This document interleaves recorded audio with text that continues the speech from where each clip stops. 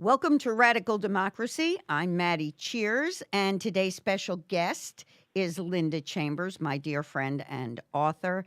For those of you who are used to calling in, there is no call in today again because Linda will be calling in from Baltimore to talk with us about writing your story and telling our story. So, Linda Chambers has taught playwriting and screenwriting for nearly 20 years. She teaches script writing residencies in the literacy program at Carver Center for Arts and Technology in Baltimore, and she is a playwright with plays produced in New York and LA and Baltimore, a few of which I have actually had the privilege of performing in. And she is a screenwriter for feature films and an author.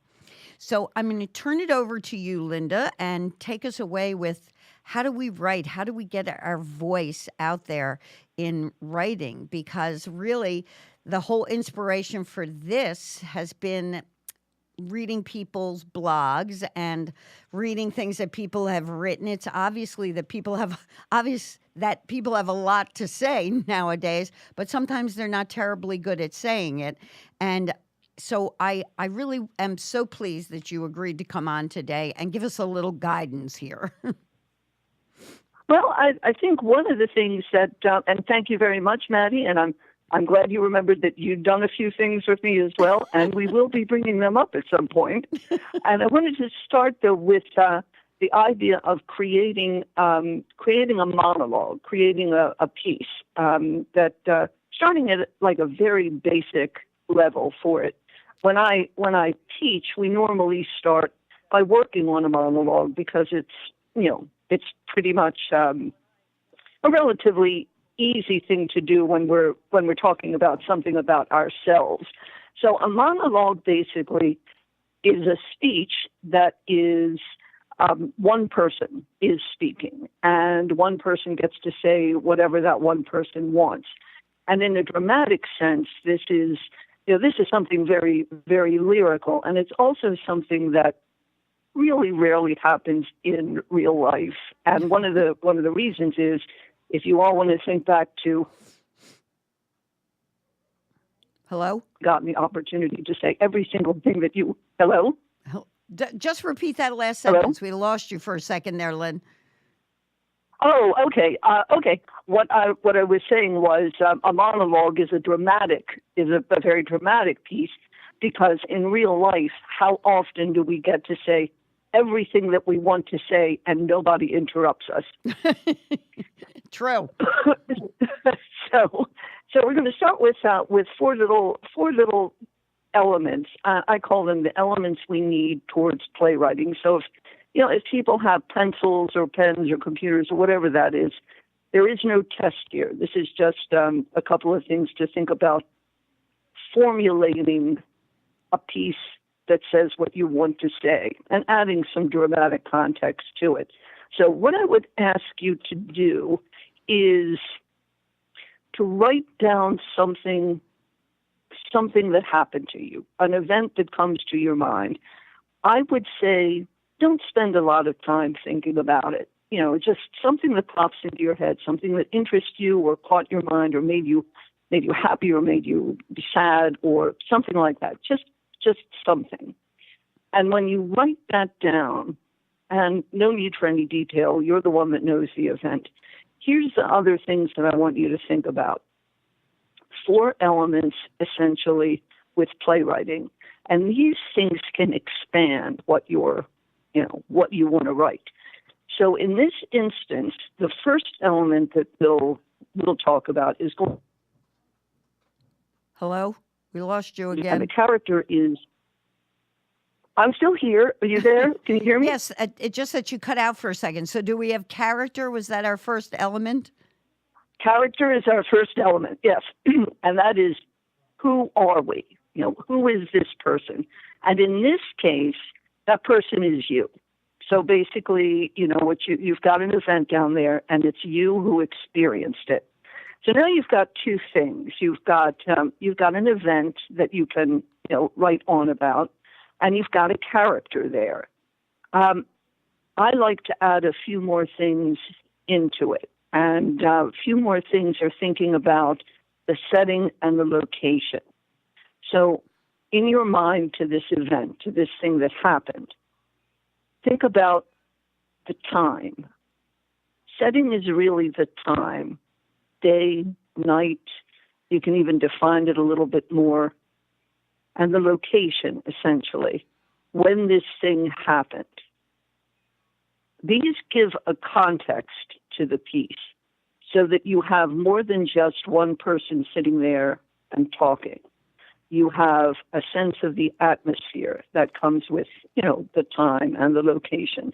So just scratch those things down along with the character, along with the event, along with the setting and the location on there.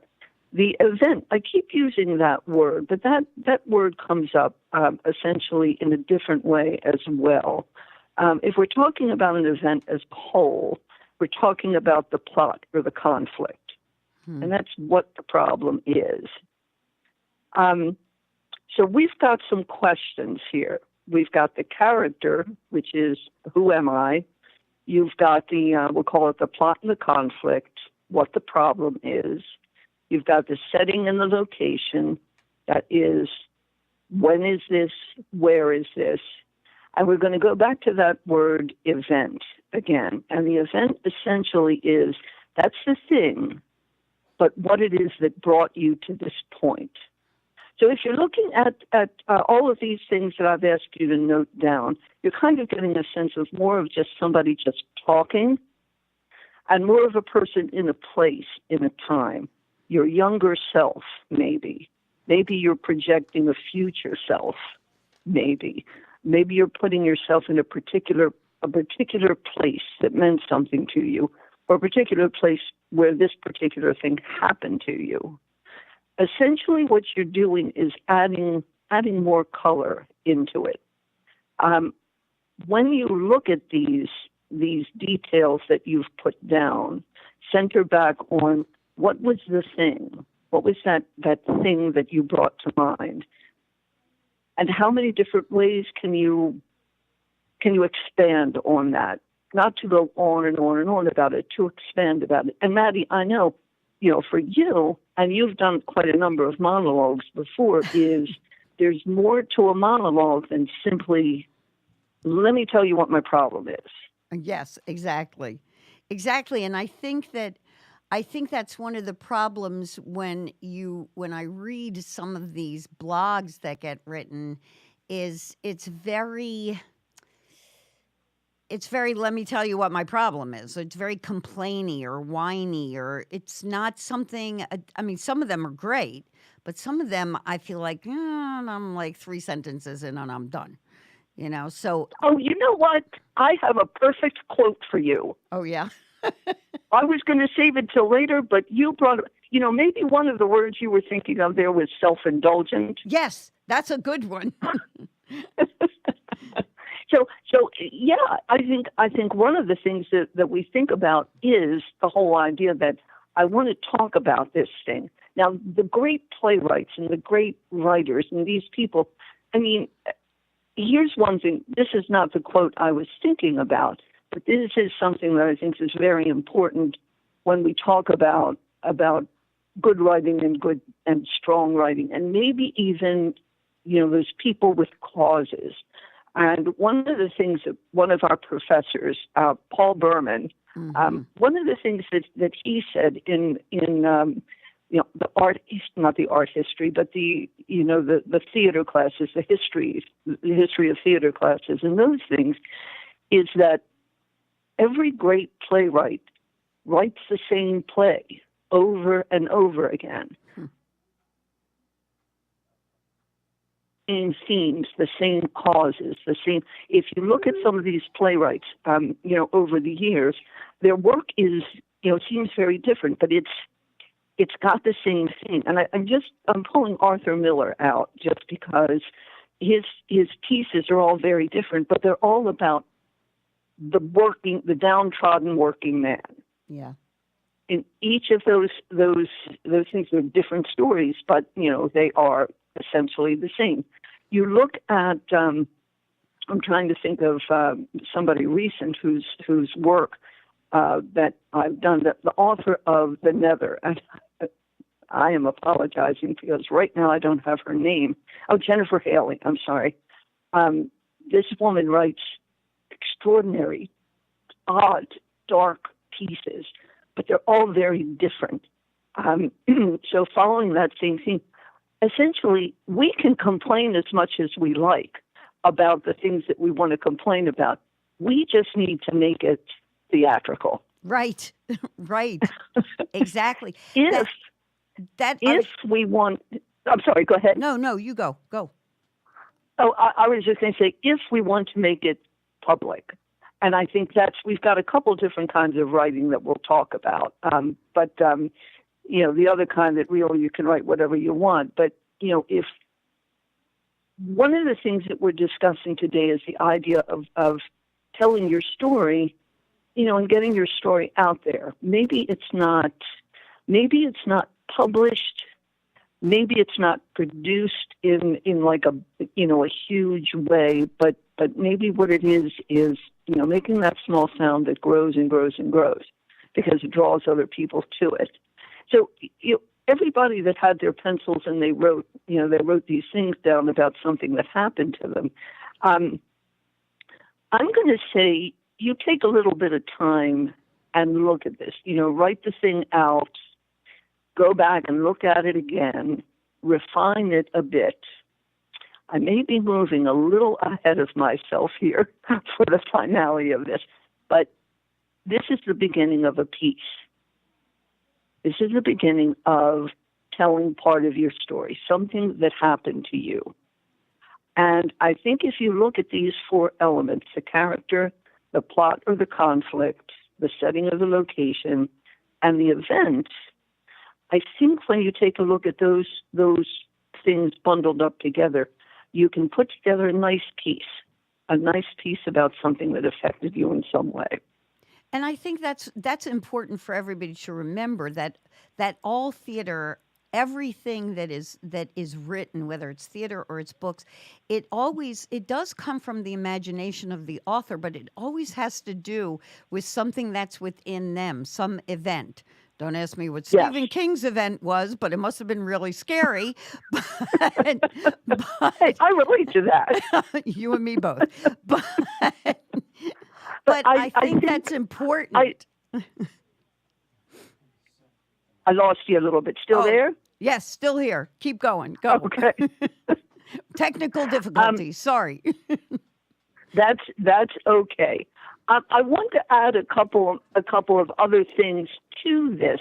I mean, that people can work on. I think even if you're keeping a journal, or even if you're doing, a blog is public. So I don't really want to address everything that's public in this moment. But we can have you back on. The memories that you want to keep. So journaling... have a bigger context with those. We're having trouble with you cutting in and out. I'm not sure if that's us or you. But I will add in, while we figure this one out, that journaling has a great deal to do with healing. And I think anybody who aspires to be a writer should start journaling. I know that for me, it was priceless. I mean, I can't even quantify how incredibly it affected my life when somebody suggested that I started journaling. And I think that as you know, as an author, that so many authors' works come out of what they have journaled. And I think that whether you're doing this as a healing process, whether you're doing this to test the waters of getting your voice out there, being heard, or you're just doing it for your own sake, it's fundamental to becoming a writer. And, just on to that healing thing there is a friend that was going for a really, really, really rough time. And this is a number of years ago. And she was given a journal. And she wrote everything into that journal. Mm-hmm. It was, it's interesting, but effective, because it's like the rate rage writing, Yes, rage writing. Ooh. just pouring out her heart. And that was healing. And you and I both know, because you and I both have certainly, yes, you writing, me writing, that in one way or another we are writing ourselves, writing it out there, getting it out of ourselves, healing. I love the idea of healing. Yes, and I think that rage writing is so important because it focuses you. You get when it's written, you get to reread it, you get to refine it, you get to do all the things you said. You get to maybe turn it into a story, and you can make it a fiction. If you want to get your Yeah, voice out there, but you don't want people to know it's your experience, you turn it into fiction. And I think that what's happened, what we need more in this public discourse is that sort of step back where we know there's rage going on about certain things, but we need to step back so that we can express this clearly, so that people can start to dialogue about these things. And that of course is the next step. Monologue is the first step, and that's what we're talking about today. But when you see, like, I just saw the movie White Lies today, which was done in New Zealand, and it's brilliant. It's unbelievably brilliant. And when you look at any piece like that, you can see where that started. And believe me, and everybody should see it. It's on Prime, free if you have Amazon Prime. But it starts. You can feel the rage. When I recommended it on the Women's Oneness Project, I said, unless you can go outside and scream, get yourself a pillow, because it's heartbreaking, and it's informative, and it's human. And I think that is what we need more of in our public discourse. Is we need that recognition that we're all humans. We're all in this together, and theater and writing can do that for us. You are absolutely right. And I just saw a piece myself on Friday night that really affected me as well. A theatrical piece, not a film, called 26 Pebbles. And it's about Sandy Hook. Oh my God. The elementary school, Newtown, Connecticut. Yeah. Where the elementary school children were shot and killed. Right. And this piece, I go to see high school theaters as it's one of the things I do. I'm a judge of the Baltimore Theater Awards, and we make a point of going to see high school theaters that they've signed up to attend, for us to attend, and they do. It's a whole competition thing, but our main purpose there is always supporting the arts, the schools and the arts. I think you and I may have discussed this at one point, but I had no idea what this piece was. And it's all from interviews from that were taken from the people there, from the parents and teachers, the rabbi, the priest, media. Well, actually, no, they were all people in the community whose voices were used in this. There was no one on the outside, and it was so powerful, because when we're talking about that discourse and the media and the loud voices and all of this particular piece really showed the community talking back and fighting back, and a community that just drew together with love through this pain. Yeah. I was stunned by it. And this is taking, there is an art to all of this. These are voices, real voices, but the way of putting it together in the film that you saw, there is the art that's involved with that. But yeah, it's a little bit more difficult. Plays are not as accessible, the cost to see a lot of them and the travel to see them. Films are so accessible. And I know we're getting away from the idea of talking about monologues, but I think anybody that says that movies and plays and musicals and things like that, anything in the theatrical world aren't important, is really missing the boat. Yes, really missing the boat because it is the way. No matter how famous somebody is now, they started as me or you. They started as Yes. somebody with something to say, and they figured out a way to say it. And some of us will be tremendously talented, like you are, at writing or expressing themselves, and some of us may produce, but the idea is to tap into that creativity that's inside of all of us. And if we tap into the creativity that's inside of all of us, we can come up with these brilliant expressions of what we feel as humanity, who we are as a community, like what you're talking about with 26 Pebbles. This is about the community of Sandy Hook, but I'm sure, I'd love to see it. I'm sure it's about all of us. I'm sure anyone and everyone who has ever had a kindergartner or who has ever been related to a kindergartner as we are, then this is where we are at our most human, is when we are dealing with the tragedies of our children. And so when a person can find a way to connect us through that, then the political problems that arise from that become easier to solve, because now we are talking on a human level. And then we, the people, can go, we're connected now, and we can say, hey, this is what we want to do about it, and here's why. And then I think it also starts to change even who we are choosing as our leaders. We talk about that a lot on this show, is that we need to start looking at character. We need to start looking for leaders that are better than the ones we've been choosing.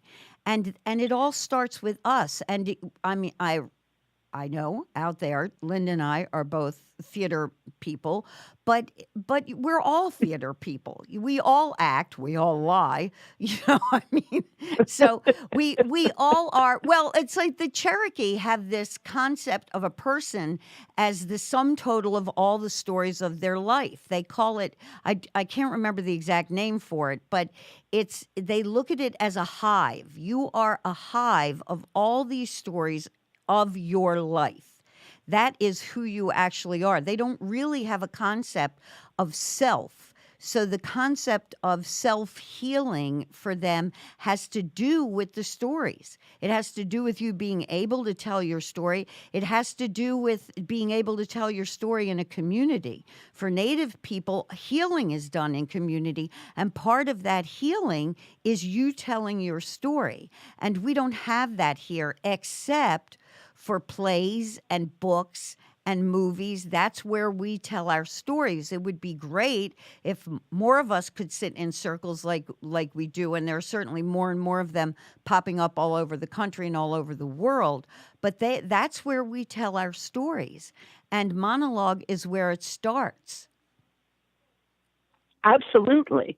And I can give, let me give a couple other little things to add into I think this can focus in on, writing a monologue about a particular problem all the way over to rage writing, essentially. And that is, if we look at character, at the idea of, and I'm going to say a character, if we look at character again, there's 4 questions that when you're creating a character, that you have to define these, because for the most part, these are not going to change. And that is, that's the idea of the character questions. And the character questions are, first one is, who am I? And that's identity. And when you think about a character, if you're removing the character from yourself, you think about a character, there's all different ways to define, and when I ask this question of a class, I start out by saying, what do you need to know in order to create a character? And they think it's something complex. And they think it's a trick question, but it's simplified. If you're creating a character, race, gender, age, education level, where did they come from, what are their family like, what, siblings, his friends, their social background, their education level. Essentially, when it stops, and I write these all up on a board, and it's very amusing to them. But at the end, it's like, if you're creating a character, you need to know everything. Mm-hmm. And the reason why is because this can dictate your dialogue or the way a character speaks. So that's like the first one, the identity. An audience may never know everything about that character. For example, as you and I both know, there are many, many times when we have concealed ourselves within a character. We know we're there, Yep. but it's really been hidden to the outside world. Yep. The next question, the next thing is, and these are the most important ones, is the next thing is, what do I want? And that's the goal. And in any instance, you just think of, what do I want? Now, the third one is motivation. And that's the most important thing when you're putting together a character. And these things, I always find it better, to write them or type them out or put them out there. And the motivation is most important because the motivation dictates the final thing, which is the action, which is, what is the action I need to take in order to achieve my goal? So you were bringing up a dialogue before, in the sense of people talking together. Mm-hmm. And if you're talking about a conversation, if you're writing a couple of pages of back and forth dialogue, two people who want the same thing, the motivation is what guides it, essentially. The person who wants something because it's pretty is probably going to lose out to the person who wants something because they can save somebody's life with it. Right. Right. So when you're working on defining a character or any of that sort of thing, is what is the motivation of the character, and that dictates the action that you take, and that can go all the way back to that that little thing that we're writing in the beginning there. Talking about an event in someone's life, what brings you to these events. And if we're healing ourselves, and I think this is something that goes back to what you were saying, is, we have to look back and we have to find what that source is. What caused it? What brought us to this point? What did we want? What have we lost? Why did we want something? So all of these questions contribute to putting together, it sounds like a lot of stuff in a monologue, but it's really, the whole purpose behind the thing. It's kind of disciplining yourself to take a look at it. Does that make sense? Yes, it's not just disciplining; it's actually courage, too. I mean, one of the big things I talked about last week, and we talked about with Bob when he was on. My husband, for those of you who are new listeners, my husband, the anthropologist, who started us. Yes. We did a couple of weeks on radical responsibility, where we talked about the true warrior. And the true warrior does not indulge in self-pity. So the true warrior doesn't just have the courage to face the battle, whatever it is, but they face the battle inside themselves too. So it does Yes. take courage, and that's why, if you're thinking of getting your voice out there, if you're thinking of writing, whatever it is, however it is, you're going to bring your voice to the public. It's going to take the courage to go inside and look at what you were just talking about, at the motivation, at the what, at the why, because that's what gives you the clarity as the speaker. Because you are the speaker, you are the narrator, so Yes. and eventually you are the main character. So it's really important to know that. I think otherwise you come off as very smug and very self-indulgent, like you said, and Mm-hmm. and I think that what we find, at least what I see, I'm not going to say speak for everybody, but what I see a lot in writing and in podcasting and in late night TV. There's a lot of meanness, there's a lot of nastiness. And I think if we really want to make a statement that connects us as human beings, right through the rage, right through the nastiness, get past it. I mean, I get where we all want to be nasty, believe me. I get where we all want to be enraged, but you've got to right past it so you can speak past it. Whether your choice is to do a blog, to do a podcast, to have a show on, whatever it is, it's like anything else in life, if you get stuck in that anger, and anger is great on stage, but if you look at any great work of art where they're dealing with anger, the hero, the warrior, moves through the anger and gets to the point where that experience brings them to the place where they help the entire community, where their experience becomes the lesson. And that's what we're talking about here. And it certainly can happen in monologue as well as dialogue, plays, etc. Well, I think that I'm sorry, hang on half a second. All right. I'll stay right here. Thank you, I'm by right the way, here. Celia Kibler, Nancy Paukowski. Nancy, watch me mess up your name. Okay, so I'm just going to go with your married name, Nancy Sherman. And thank you to Joan Drews. Thank you so much for listening today. And yes, we've got a lot of yeses on the journaling thing. Everybody should journal. I totally agree. Completely healing experience, even if you never write another word outside of that journal. It's very informative and sometimes scary. So yes. And actually, with the journaling, with some of the rage writing, it's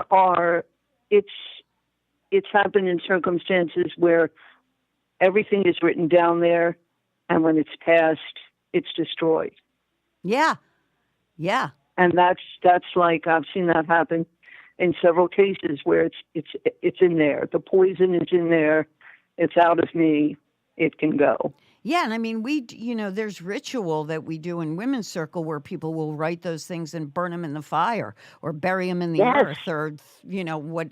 Either way, you want it out there. If you're doing it as an artist, you certainly want it out there because it's going to inform your art, whatever art that is, whatever you're creating.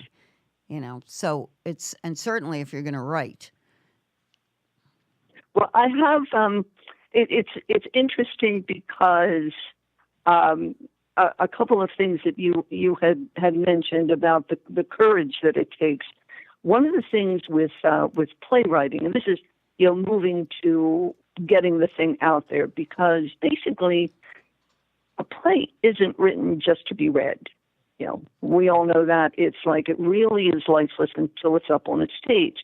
But it's very scary sometimes handing this piece of work that you've done over to somebody else. I start out all of my classes on the first day of just saying, put no fear up on the kids all keep journals. In your journal, I put it up on the board, because essentially, if this piece you have is something that you want to, that you want to share in some way, that you want to polish in some way, you're going to have to face criticism. You're going to have to, or critique. You have to. Well, my recommendation is this: when you finish a piece, when you first finish it, put it away for 24 hours. Just put it aside, and then when you pull it out again, imagine that you're behind a pane of glass and you're watching this. So that remove it once from yourself, so that you're standing out there, as hard as it seems, objectively looking at the piece as a piece, not as a piece of yourself anymore, but as a piece standing alone. The next thing to do, all of this is to get distance to it. Hand it to someone to read and critique, preferably someone who doesn't know you all that well. And just take a look at it in that sense. And finally, hand it to somebody else for them to do. For you to sit there and you to watch the piece being done. this is when you're going, if you're putting together pieces for, any kind of a performance piece, when it's not, writers aren't always actors. I myself, I'm an actor and I'm a writer, but I never do my own work. I'd like, in that instance, and we're separating things from, there's two processes going on here that we're talking about. This is going out, further out performance as opposed to, working within a group on your own piece. And that makes sense, right? Yes, makes perfect sense to me. Yes, and I think that's wise to not do your own piece. I mean, that was one of the wonderful things when we did the Women's Theater Project down in Baltimore. We did it, and that very first performance was the series of monologues. I mean, nobody did their own piece. A few of us were actresses that wrote pieces, and but nobody did their own. And I think that's really important. And I think that perspective with whatever you're writing, whether you're writing it for healing or you're writing it to actually ultimately be a piece that others read or others see performed, that advice that you just gave about going through those steps, let it go for 24 hours, then read it, and then have somebody else read and critique it, have somebody else do the reading so that you're hearing it. I think that's invaluable, especially if you're actually, and I honestly think that applies to any kind of writing. I think whether you're writing fiction or nonfiction, whether you're doing a blog or you're doing a performance piece, I think that's wise advice for anybody that's going to put stuff out there in writing, and especially in this day and age when once you're out there in the public, you've got people pulling out just what they want to hear, taking things out of context and repeating them, and then you're going to get criticized no matter what. So you got to toughen that skin too, and it helps to toughen your skin when you've got people that you trust and that can look at the piece before you put it out there in the public. Yes. The quote that I was thinking about way back when they said, "Oh my gosh, here's a perfect quote for this." I'm going to give it to you now. It's, you could write a song about some kind of emotional problem you were having, but it would not be a good song in my eyes until it went through a period of sensitivity to a moment of clarity. Mm-hmm. Without that moment of clarity to contribute to the song, it's just complaining. Yes. And that's Joni Mitchell. Whoa. Love her. And Lord knows she has done some soul searching songs. Yes. If anybody has, yes. That is brilliant. And that is exactly it. That is exactly what motivated me to ask you to come on today. I mean, for my own self, too, because we're doing a podcast, we're getting ready to do a blog. I don't want to be one of those people I don't want to listen to. That's just complaining. And we've talked about this a million times, that I want solutions. And the whole purpose of the Women's Oneness Project, the whole purpose years ago of the Women's Theater Project, which hopefully will actually revive here on Long Island. But the whole yes, please. Yes, but the whole purpose is to get to the solutions, because I truly, honestly believe our politicians are not going to do it for us. So exactly. So I think we've got to take back the power and just say, okay, here's what we want you to do. We're pretty clear on this. We're going to say it in a very theatrical way, and you're going to listen to us. We've got this clarity, guys, that you don't. Yes, in a very theatrical, enjoyable way. And oh, I'm sorry. No, go ahead. I was just.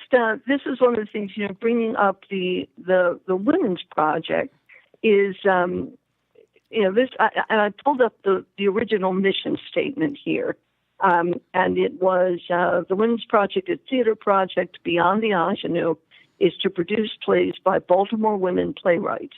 Our goal is to showcase new voices as well as to provide a continuing venue for those writers previously produced. Our playwrights are beyond the ingenue and they are women. Beyond that, there are no boundaries. And what I mean, the reaction to that, reaction to that, in a lot of cases was, oh, it's just going to be women's problems. Yeah. And the thing was, I mean, remember the work that we did, it basically was women were just writing about anything. We wound up having about 50% men in our shows, because the pieces that were being written, they had to do with just, everyday things, everyday people. I think that was one of the... except for vampires. That was one of the... except for me as a vampire, which I still wish you would finish that play just so I could be a vampire again. I rewrote it for... Now, the people in the audience don't know quite what we're talking about. No, they don't. All I'm going to say is vampire, art, and maybe aging in a way. When I look at that piece, I think that a play about a vampire taking things into her own hands essentially is, dealing with stuff. Yes. Well, that's right? that's why I love her so much. And that's why your rewrite of her to bring her up to my age yes. is so brilliant.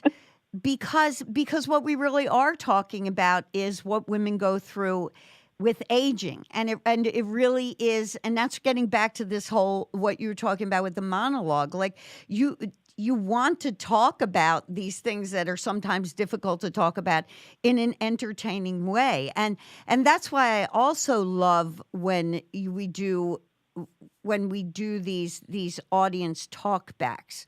And I think that's really fun and important, and yes. it's just a great way to really hear the impact that you have on people, and that is the wonderful thing about community theater. Let me just put a plug in here for community theater real quick. I remember when Dustin Hoffman was on. What was that really famous? The Actors Theater. What was that interview show with that really pompous guy? Actors Studio. Yes, the Actors Studio. Okay, so when he was on there, the pompous guy that ran it, whose name I can't remember. Do you remember his name? Can't remember. No. But he asked Dustin Hoffman, well, what would you do if you weren't an actor? And he said, I'd be an actor. He said, I might have a day job, but I'd be in community theater. I'd be doing acting because that's what I love to do. And that's the thing, is that we cannot all be famous. And I think that doesn't mean we give up on getting our voice heard. It doesn't mean you don't go out and support your very affordable community theaters. It's because there's great work being done in places that, like you're talking about, 26 Pebbles. This sounds like something that could go to off-Broadway. This is brilliant, And the process, we did off-Broadway when we lived in New York. Your plays off, there things get produced that are brilliant, that the entire general public might not be ready for or willing to pay for, but there are audiences out there for all of this. So if you are feeling like you need to create and you need to voice your opinion in a creative and enjoyable way, please do it. Because the more of us that do that in a way that everyone can hear it, the more connection there is. And that is the very powerful thing about live theater, no matter where it's done. It doesn't have to be on Broadway. Lord knows who can afford Broadway anymore. You have to take a bank loan. But there, in every town, big and small in this country, there is community theater. And there is a place for you to have your voice if you decide you want to be heard. Well, and here's one of the things that I always remember, and I think possibly the first time that I was on your show when we were talking about arts and education that I mentioned this, and that's that Nancy Pawlikowski Sherman, who created the Theater Magna program at Patapsco. She's retired now Thank and you, is writing Nancy, who's prodigiously. listening. God bless you. But one of the things she would say to her students is, not all of you are going to make your living or make your career out of acting, but that there is the community here. It's just basically affirming what Dustin Hoffman said, is that, it doesn't have to be your career. It can be the thing that you do, the thing that you leave work and you do in the evenings. Right. It feeds the soul. Exactly. It feeds the soul. And that's the consciousness raising that we've been talking about, is that if you're really talking about creating a life that you love, then you have to feed the soul, and it can't always be about how much money are we making, how much recognition am I getting, how famous am I. That kind of stuff is, look at all the rich and famous people that have horrible lives, that Right. I mean, that are horrible people, so it's, and I'm not saying if any of you are listening, and I doubt it, but if you are, I'm not saying you're all horrible people, but some of you are kind of bad examples for the rest of us. You can be a little mean. You could be a little mean, but the thing is that when I think about, we've talked about this too, and I think about the nightmare that is the increase in teen suicide and the suicide of young people. Somewhere they're not getting this message that we got. I mean, we really did. I think I mentioned last week, I think I knew one person my whole life that personally that ended up committing suicide, much less like my friend Holly, who had 4 of her classmates when she was in grad school who committed suicide because once they didn't get published or didn't get hired, they couldn't see any other life in front of them. I mean, the very fortunate part of growing up when we did during the Vietnam era, the women's lib era, the living in New York when you could still get a rent-controlled apartment era in the 70s and 80s. The very fortunate thing is that you did have the mentality that a job could just be a rent job. You got to pay the rent. You got to get food. Yeah. So this is what you just said. This is your rent job, and the rest of the time you're on the planet is what I'm doing to make my soul happy, and to fulfill my destiny, whatever that may be. But somehow young people today, especially, are not getting this message from us. I don't know where that disconnect is. I'm sure it has something to do with social media and the technology explosion, like Einstein said, and I think it's worse than when Einstein said it. Our humanity has not caught up with our technology. And I think that's what we're seeing. And we have to bring back that community. And I think community theater and monologues and really thoughtful pieces, really where you're putting something out there into the public that is your heart and soul, and that speaks to somebody on a human level. I think really doing that is a great service to humanity, whether you're getting paid for it or not. And Lord knows we did enough of that stuff. And people we grew up with did enough of that. People who make their living doing it now did a lot of that stuff, We think about Dwight Schultz, and then when you meet somebody like that, like Dwight, just a little aside, who is a wonderful person who helped others along the way too. So there are people out there who have made it, who do have jobs in theater or in movies or in television, who do help people along. So I don't want to say that they're all bad, just some of them not so great role models. One of the things that it just made me think of this putting ourselves out there and putting ourselves out there as writers. Of course, I have a quote, but this is like my very favorite quote, and it was sent to me years ago. And actually, it's written by the woman who is my editor, Kathleen Barber, and she wrote it not intending for me to use it publicly anywhere, but it was getting so once a year at the event I had for my Carver students, where people performed their script. I would always use this quote, and I think everybody who wants to write something should listen to this because it's really true. She said, "Yes, we do put other people on the stage, but I think it is ourselves we're exposing, not biographically perhaps, but I think our values are exposed in the most intimate of ways. I don't think one can make a judgment about a writer based on one play or book, but look at a body of work, and I think you will know more about the writer of that work than you ever will about most people you know. Those themes we keep coming back to, our attitudes toward men, women, religion, sex, our generosity and understanding, or lack thereof, our mean prejudices. Truth will out eventually." I love that. You know what, Lynn, I'm going And to that's, ask you to do. Hmm? Oh, go ahead. Finish your comment. I was just going to say, I tell that to my students, even in the classroom at some point, is at the end of 4 years when I've worked with them, I may know nothing about their life on the outside, but I know them because of what they've written over those years. I'm going to ask you really truly to take those quotes you read today and do me a favor and post them in the Women's Oneness Project. Sure. That would be great because they're wonderful. They're wonderful. You are the Yeah. quote queen, as we all well know. Those of us who know you know. So, I've missed a couple of weeks, so I'm going to have to send some extra quotes to you. oh, okay, good. Yay.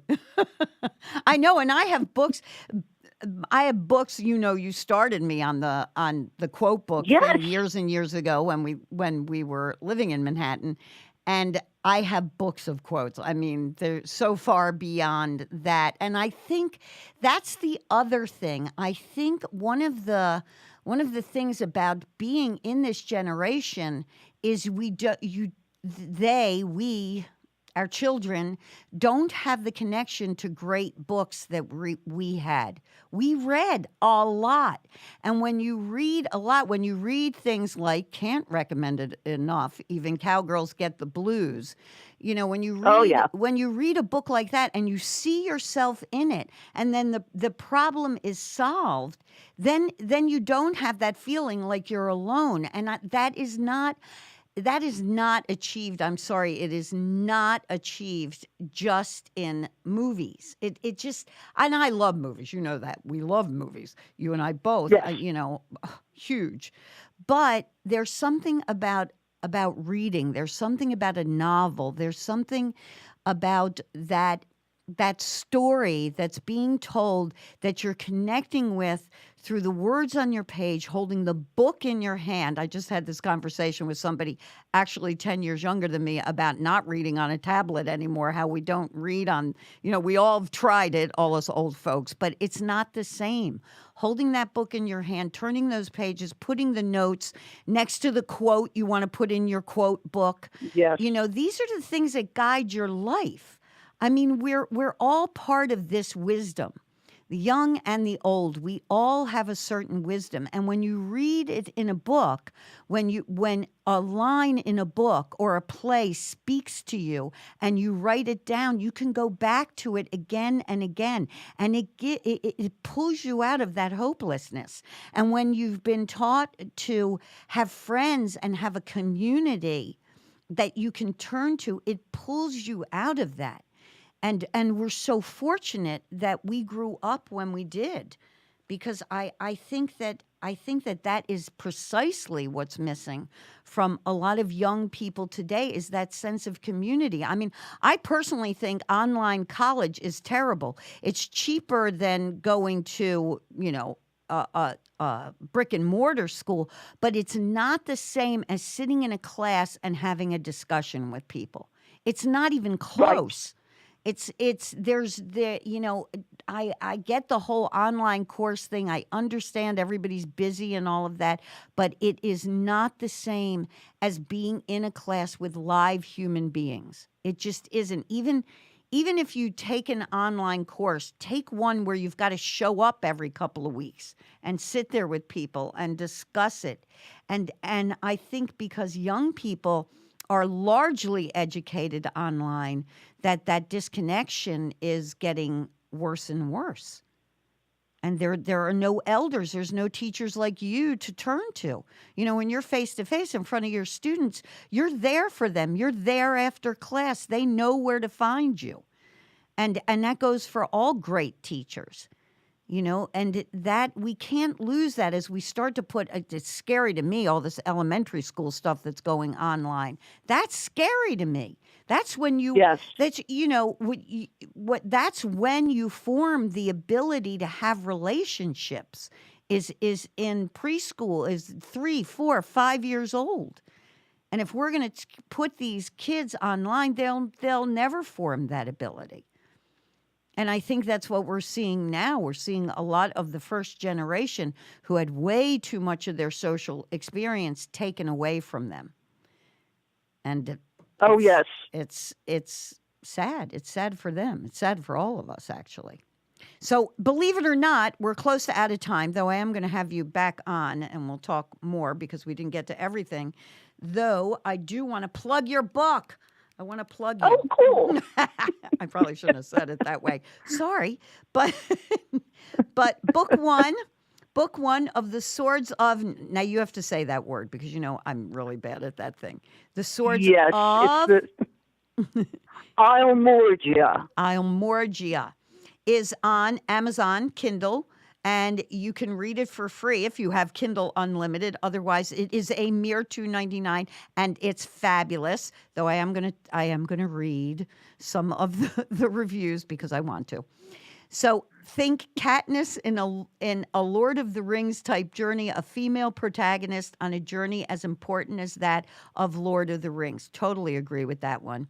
This is a beautifully written fantasy about a young girl seeking her true identity with the help of mysterious guardians guiding her through a magical world. Linda, just let me say, this book is so great.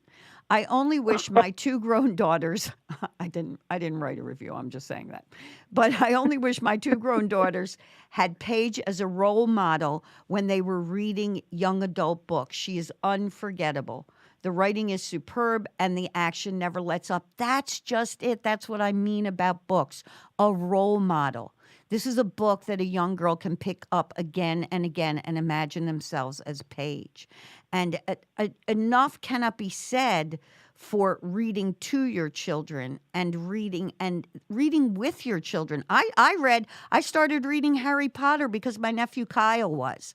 And I thought, what the heck? I wanted to have something to talk to him about, like I always have stuff to talk to him about. And then I read all 7 books because I loved it, So I mean, there's no better way to connect with your children, with your family, than when everybody's read a great book and you can sit around and talk about it. The same as going to a great movie and then sitting around and talking about it. It's when Kay Olin was on and she was talking about the purpose of storytelling for the Haudenosaunee, the Iroquois Indians. She said it wasn't just about the story. It was about telling the story and then sitting around and talking about what the story meant. So I can't recommend these books enough. Go get them. So And the second part is coming out soon. Yes, part 2 is promise. coming out too. So it is a series of books about Paige, a 16-year-old girl searching for her true identity as she carries out a quest that will lead her directly into the Tempest. If she reaches her destination, will she prove to be a champion or a weapon about to unleash itself on the world? How great is that? I want you to read all my promos, Maddi. I will. I'll be happy to. Go read these things. But again, you do the world a great service that you write a role model like this. You do. It's not just because I love you. I'm saying that because it's true. So anyway, guys, all my friends are in it, Maddie. All of my friends are in it. I am over time. Thank you, Bobby and Ryan, my producers, for letting me run over a couple of minutes. Thank you, Linda, for being with us again, and I'm sure you'll be back again and again. Thank you, everybody listening, and tell your friends that if they missed it today, this is all archived on Strong Island Radio, and please go check out a lot of the wonderful, amazing things on Strong Island Radio and Strong Island TV. Thank you, guys. Peace, love, fun. See you next week.